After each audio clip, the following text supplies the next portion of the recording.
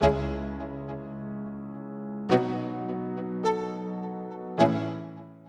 Friday, my avid readers. Welcome back. What a better way to start our weekend off than with a review from another spooky book that I read.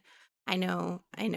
I review a lot of spooky books, but I really enjoy them a whole lot. I think it might actually be my favorite genre to read. And this book that I'm going to review, I finished this one a couple Fridays ago, and I knew it was worth a formal review. So let's jump right in. Today, I want to review the book with you guys by Simone St. James called The Sundown Motel.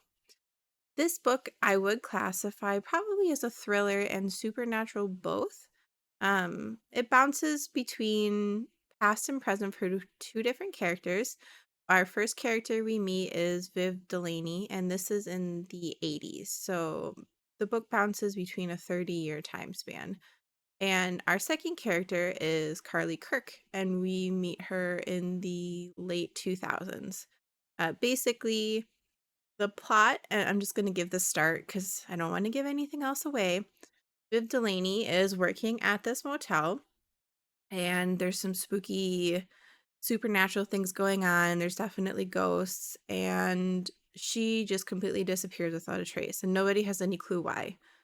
Then, some 30 years later, her sister dies, who happened to have a daughter, the other main character, Carly Kirk.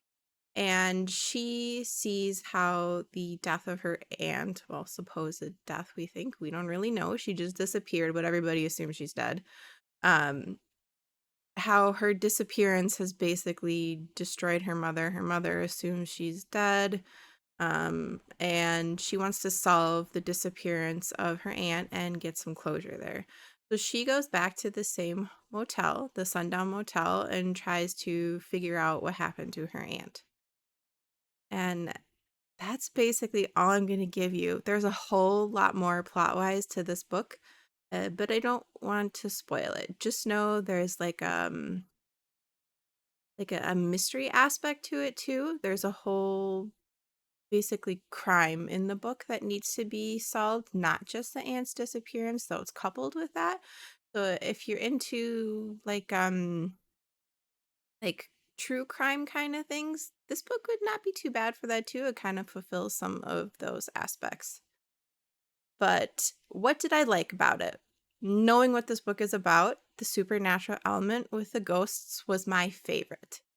I don't want to give away anything about why the ghosts are there in the motel or anything like that.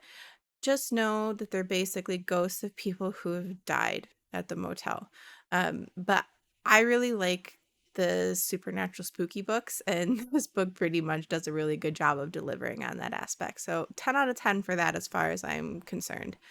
And I also really liked that it was a quick read.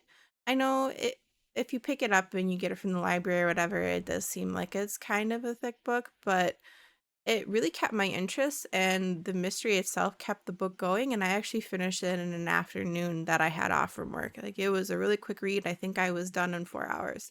So not bad. And the ending itself as well, I would say is really satisfying. I don't like books that end on a cliffhanger, as you guys well know.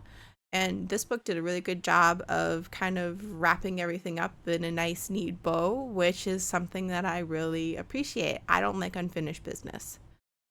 But, of course, there's stuff I didn't like too, and I really don't have too much to complain about with this book. I actually felt this book was pretty solid overall.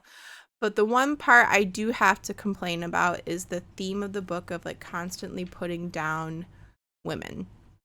Now, that part was prevalent when you were flipping back and forth between um, Viv Delaney, who was in the 80s, and then Carly Kirk. The Carly Kirk section didn't really have any of that vibe, but Viv Delaney's section did. The cops treated the woman that was on the night shift cop, and she was only on the night shift, and they said horrible things to her just because she was a woman. And I felt that was a really the vibe between the main women characters and how they were just constantly being put down and treated less because they were female. That vibe got old really fast. I get why it was in the book, sure, fine. But in this day and age, I was bored with that for sure. I'm glad that that wasn't represented in the part of the book that was supposed to be like fast forwarded to present time, because that would have really left a sour taste if that was in both parts of the book. And also, the ending, some pieces were a little bit predictable. I got about halfway through the book and I actually predicted most of the ending already. That's okay. I read a lot and I watch a lot of movies like some people do, and I'm rarely surprised by an ending. It takes a lot to actually surprise me, so if a book achieves that, good job. Like you really got me if you were actually able to surprise me in a book. And this one, I wasn't. When it ended, it was a good ending. I was happy with how it ended, but it was pretty much exactly how I wanted it to end for the most part. So, yeah, but still solid. So, my rating for this then, I'm only going to give this book a 2 out of 4. Now, I don't think it was bad. It was a good book, but it wasn't great. I think the reason I need to give it a 2 out of 4 hearts just because the ending was predictable, and I want to be surprised. Even though it's difficult to surprise me with an ending, I do want to be surprised. So I gotta dock it a little bit for being super predictable and almost felt formulaic a little bit. But the read itself was fun and it was quick, and I really liked that. So my recommendation for this book, if you like this supernatural thriller, true crimey vibes, go for it. Super good book, but maybe borrow it. I wouldn't buy it unless you get it super cheap. And I also think the reread value on this book isn't there.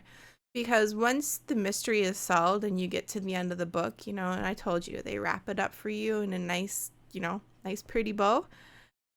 I just don't see myself reading it again because I already know what happens. Half the point of the book really was, maybe the total point of the book really was the mystery aspect, waiting to get to the end to find out what happened. And then once you do, it kind of spoils all of the suspense and, leading up to that point. So probably not much reread value here, but definitely a good rainy day read.